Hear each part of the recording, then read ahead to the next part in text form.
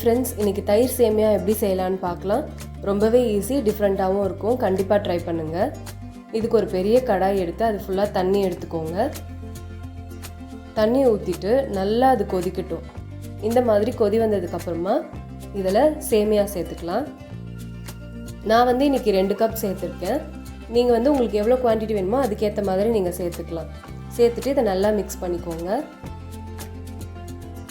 நான் எடுத்த சேமியா பேம்பினோ சேமியா. ஏன்னா அதுக்கு கொஞ்சம் குண்டு குண்டாக இருக்கும். அது தயிர் சேமியாவாக செய்யும்போது பார்க்குறதுக்கு அழகாக இருக்கும். அதனால தான். இப்போது சேமியாவை நல்லா வேக வச்சு எடுத்துக்கலாம். உங்களுக்கு பார்த்தாலே தெரியும் நல்லா வெந்திருக்கு. இப்போ இதை நம்ம வடிச்சிடலாம். இப்போ நம்ம வடிச்சாச்சு. இப்போ இந்த வடித்த தண்ணி நம்மளுக்கு வேண்டாம். அதனால் இதை கீழே ஊற்றிடலாம். கொஞ்சம் சூடாக இருக்கும், பார்த்து செய்யுங்க. அதுக்கப்புறமா நம்ம ஒரு நல்ல தண்ணி ஊற்றி அந்த சேமியாவை கொஞ்சம் வாஷ் பண்ண மாதிரி எடுத்துக்கலாம். என்னதான் நம்ம தண்ணி வடிச்சிட்டாலும் அந்த கஞ்சிலாம் அந்த சேமியாவில் ஒட்டிகிட்ருக்கோம்ல, அது வேண்டாம். அதனால் இந்த மாதிரி நல்ல தண்ணி போட்டு வாஷ் பண்ண மாதிரி எடுத்துக்கிட்டோம் அப்படின்னா நல்லா பளபளன்னு இருக்கும். அப்புறம் நம்ம தயிர் சேமியா செய்யும்போது நல்லாயிருக்கும்.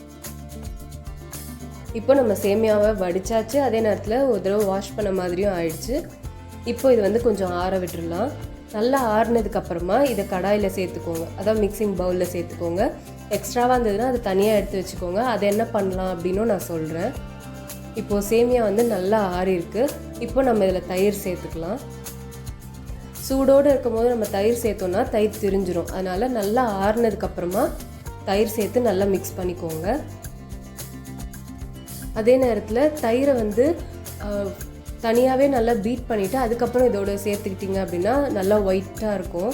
நான் பீட் பண்ணாமல் அப்படியே போட்டுட்டேன். நீங்கள் பண்ணும்போது தயிரை நல்லா ஃபஸ்ட்டு பீட் பண்ணிவிட்டு அதுக்கப்புறமா இந்த சேமியாவில் சேர்த்து மிக்ஸ் பண்ணிக்கோங்க.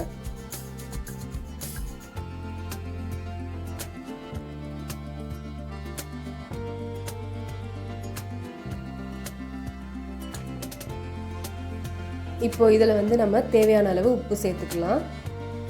சேர்த்து அதையும் ஒரு தடவை நல்லா மிக்ஸ் பண்ணிடுங்க. மிக்ஸ் பண்ணும்போது அந்த சேமியாவை உடைச்சிடாம பார்த்து மிக்ஸ் பண்ணிக்கலாம்.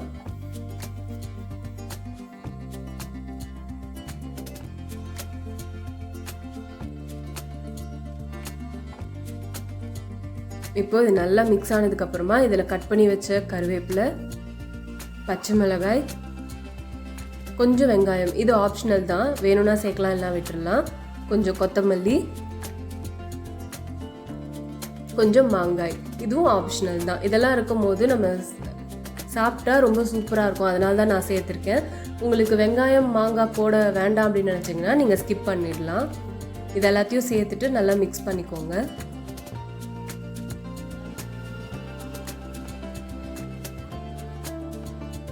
இது கூட நீங்கள் இன்னும் நினச்சிங்கன்னா கிரேப்ஸ் சேர்த்துக்கலாம், இல்லை போமோகிரானட் சேர்த்துக்கலாம். உங்களோட விருப்பம் தான். இப்போ இதுக்கு நம்ம தாளிச்சிடலாம். அதுக்கு தாளிக்கிற கரண்டியில் எண்ணெய் ஊற்றிட்டு இதில் திராட்சை, சாதாரண திராட்சையும் சேர்த்துருக்கேன், கருப்பு திராட்சையும் சேர்த்துருக்கேன். இது நல்லா பலூன் மாதிரி உப்பி வர வரைக்கும் நம்ம ஃப்ரை பண்ணிவிட்டு தனியாக எடுத்து வச்சிடலாம்.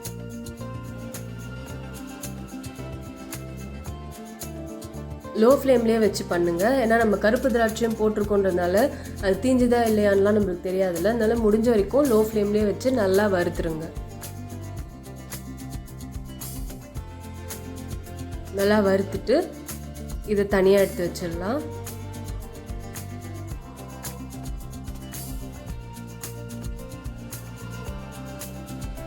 இப்போ இதே எண்ணெயில் முந்திரி அதையும் சேர்த்து நல்லா வறுத்துக்கோங்க.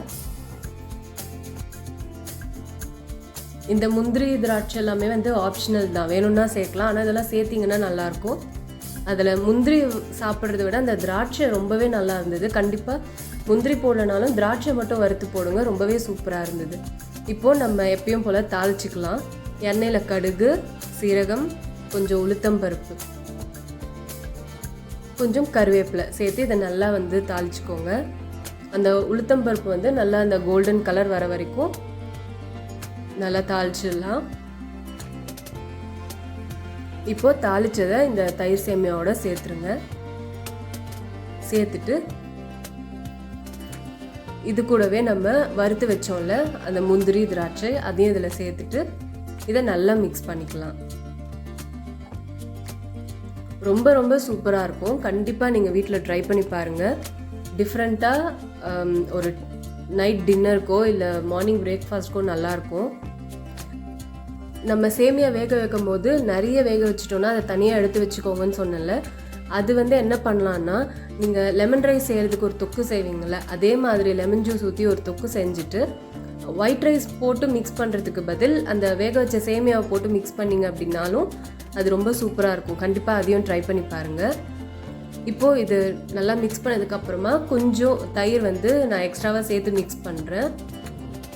அப்போது உங்களுக்கு அந்த கொஞ்சம் லூஸாக கிடைக்கும். சப்போஸ் அப்பயும் உங்களுக்கு திக்காக இருக்குது, கொஞ்சம் லூஸாக வேணும் தயிர் சேமியான்னு நினச்சிங்கன்னா நீங்கள் காய்ச்சி ஆற வச்ச பால் சேர்த்துக்கலாம். அதுவும் நல்லாயிருக்கும். கண்டிப்பாக நீங்கள் வீட்டில் ட்ரை பண்ணி பாருங்கள். ரொம்பவே டேஸ்ட்டாக டிஃப்ரெண்ட்டாக இருக்கும். இந்த வீடியோ உங்களுக்கு பிடிச்சிருந்ததுன்னா லைக் பண்ணுங்கள், ஷேர் பண்ணுங்கள். சப்ஸ்கிரைப் பண்ணாதவங்கெல்லாம் மறக்காமல் சப்ஸ்கிரைப் பண்ணி சப்போர்ட் பண்ணுங்கள்.